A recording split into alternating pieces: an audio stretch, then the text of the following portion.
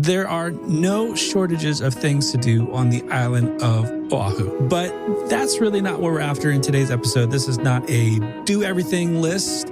In this episode, you'll discover the experiences that actually stick with you after the trip is over. Today, we're going to be covering a mix of both free and paid experiences that you can do on the island of Oahu. So if you have a few days on the island, these are the places that I would highly recommend that you do not miss when you're visiting. Aloha and welcome to Hawaii's Best, the podcast helping you plan an unforgettable trip to Hawaii. On this podcast, you get to hear from local voices and you get insider tips about everything you need to experience the Aloha State. My name is Brian and I am the host and owner of Hawaii's Best. Thank you so much for joining me today on episode 207. This episode is especially for first-timers to Oahu or for families or, honestly, anyone who feels like they're just planning too much or looking to save some money because we're going to be talking about some free experiences that honestly feel like they're paid experiences because they're that good. And I know my family knows from personal experiences, so we're going to be getting into that. The thing about Oahu is that it rewards pacing, fewer stops, more intention, experiences that actually fit your group's pace and energy for what you're hoping for out of your vacation. So instead of chasing everything, we're going to be focusing on choosing the five. And I got to boast one at the end, but these are really the five. If I was sitting down with you right now and you're like, hey, I'm going to Oahu for the first time, or I've been there before, but it's been a while. These are the five that I would highly recommend because they're a mixture of both culture, history, scenery, and they're designed to not burn you out, feel like you're doing way too much. So let's go ahead and get into it with number one. This is kind of one of my new favorites. It's Waimea Valley on the North Shore of Oahu. Looking for one place on Oahu that combines both nature, history, and culture without turning into a stressful day. This is the place that's really hard to beat.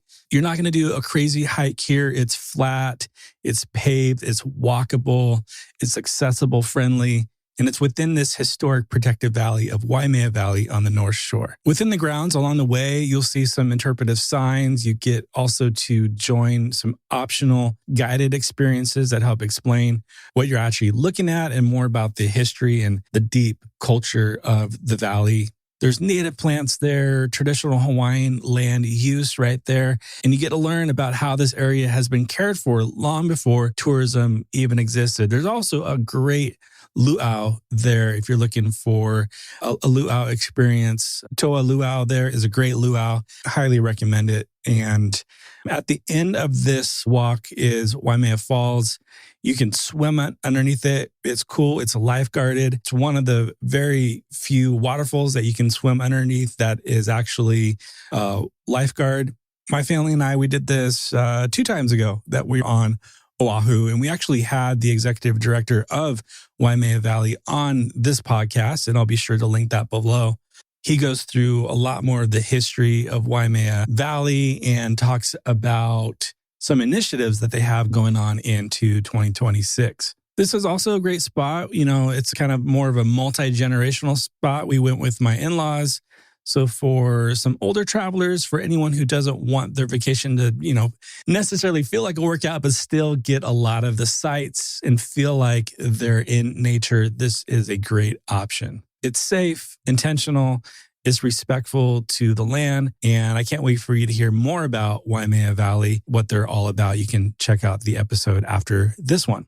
Number 2 is, so you're already up at the North Shore. Might as well go ahead and explore the North Shore for reals. Here's the thing about the North Shore of Oahu. It's not just one stop. It's a stretch of coastline. It's a town and a completely different rhythm from the rest of Oahu. It's pretty much completely the opposite of Waikiki. So directly on the opposite end of the island is this beautiful stretch of coastline. You got surf culture there that really shapes the town. And in winter, the waves are epic and they draw huge crowds, competitions. And it's wild in the summer. The water is calm enough for snorkeling, like at Sharks Cove, and the beaches open up in a different way in the summertime. So either season, it feels different. It's less hurried, well, unless there's a surf competition going on in the wintertime. And by the way, you really don't want to get in the water during the winter time, during those winter swells. Even though there's lifeguards up there, it's just so unpredictable. If you want to get in the water and you're traveling during the winter time, would recommend South Shore, sticking to Waikiki or East Side, Waimanalo. Those areas are going to be a lot less crazy. They're going to be more calm than the North Shore. It's a cute town, Haleiwa, and you could walk around at the shops and just window shop or just go to, there's food trucks up there. We go to Surf and Salsa. We were just up there. Highly recommend Surf and Salsa. Say hi to the cat Mango for us. My girls miss her already. And we also like to stop at the soap factory up there, North Shore Soap Factory. We always make sure we hit that up in Waialua. But really don't try to cram the North Shore. Maybe pick a couple spots and just get a feel of the town. You can kind of do it for free, but you're probably going to end up, I'd highly recommend maybe getting some lunch up there. Would recommend there's this restaurant called Beach House is great. Sunrise Shack, guys are up there. I'll link, we've had a couple episodes with Travis from Sunrise Shack. I'll link that below as well. Highly recommend North Shore, at least doing that for the day. Number 3 is definitely in my family's, I'd say, top 3 to 5 things to do on Oahu. And that is the Ho'omaualuhia Botanical Garden. This is actually a place I think a lot of people miss, but it sounds like, and it looks like it, at least when we've been visiting recently, a lot more attraction there because it's free. It's beautiful. It sits on the windward side of the island, so on the east side of Oahu, and it's backed by the Ko'olau Mountains. As you drive in, it's this epic entrance into the gardens. Be sure to snap a pic as you're driving in. One of the best pictures, one of my favorite pictures at least from traveling to Hawaii, is driving into the entrance of the Botanical Garden. This is the kind of place it's great to slow down. There's a lot of shade.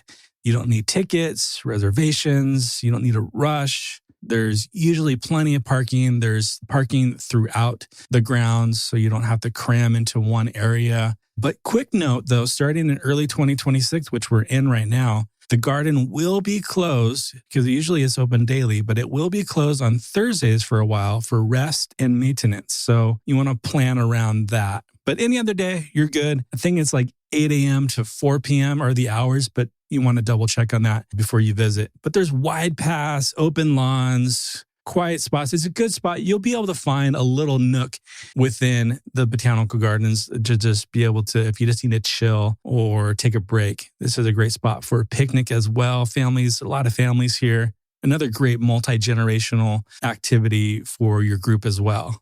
All right, number 4, I think might be one of the most important places to visit on Oahu, and that is Iolani Palace. I think a lot of people might skip it because they're not sure what it really represents and the true rich, complex history of this place. It's really the only royal palace in the U.S. And I say that lightly because there is some sensitivity into saying that it's the only royal palace in the U.S. because the Hawaiian kingdom is still so much alive. And for those who call Hawaii home, who are breathing life into the Hawaiian kingdom, it's definitely a sensitive topic for sure. But walking through this place, it gives you real context for the Hawaiian kingdom and how that history still shapes Hawaii today. And the visit isn't long. It's not overwhelming.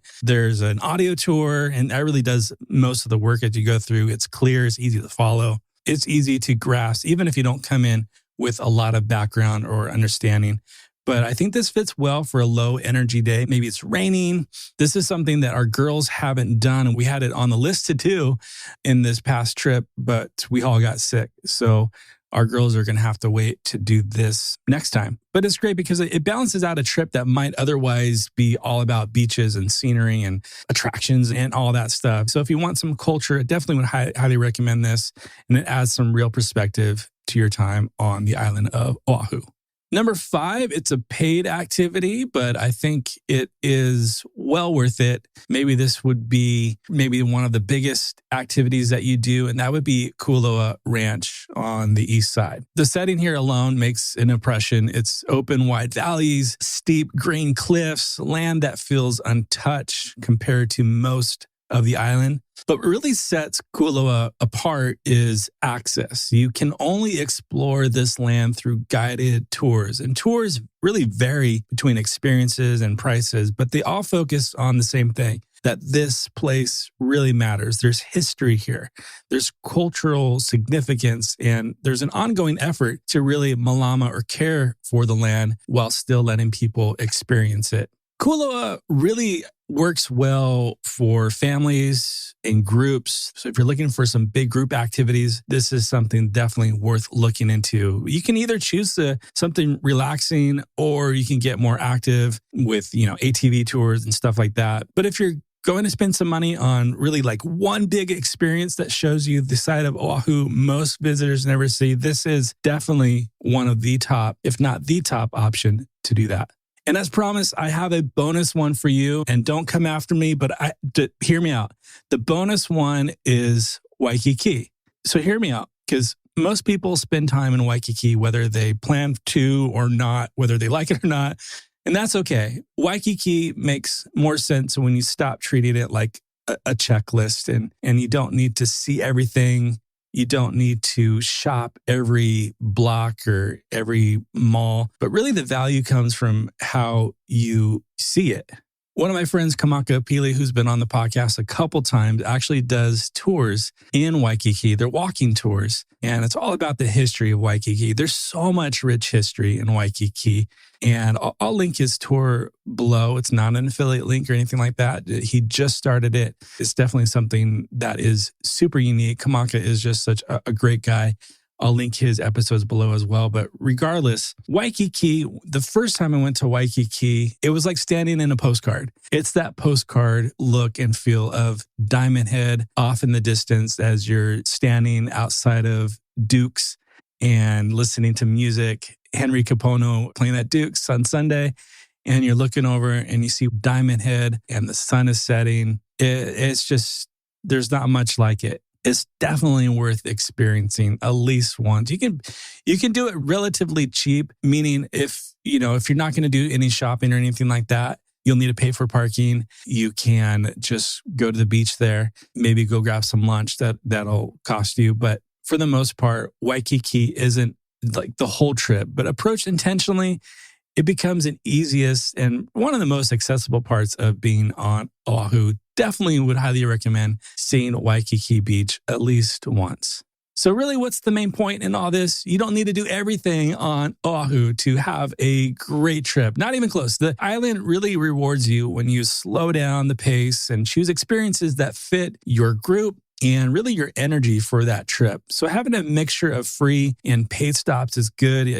A balance of culture, scenery, and some downtime mixed in, and space in the schedule to actually enjoy where you are. So if you're planning a trip right now, pick maybe one or two of these and build it around your week or however long you're spending on Oahu. If you're not sure how many days you want to spend on Oahu, I'll drop an episode I just did last week below about how many days you need in Hawaii to really experience Hawaii. So I hope this episode helped you maybe plan a better trip to Oahu. And if it did, I would just humbly ask if you could leave a rating and review on Apple Podcasts. It helps other people who love Hawaii just as much as you be able to find this podcast. And if you want more planning tools, guides, and our new 2026 planning calculator, you can go to hawaiisbesttravel.com and find all that good stuff. So I hope your 2026 is off to a good start. And until next time, as always, live with aloha.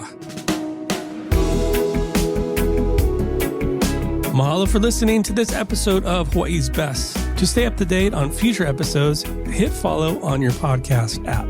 Hawaii's Best is a production of Shorebreak Media Group with editing by Easy Podcast Solutions and music courtesy of our friends Stick Figure.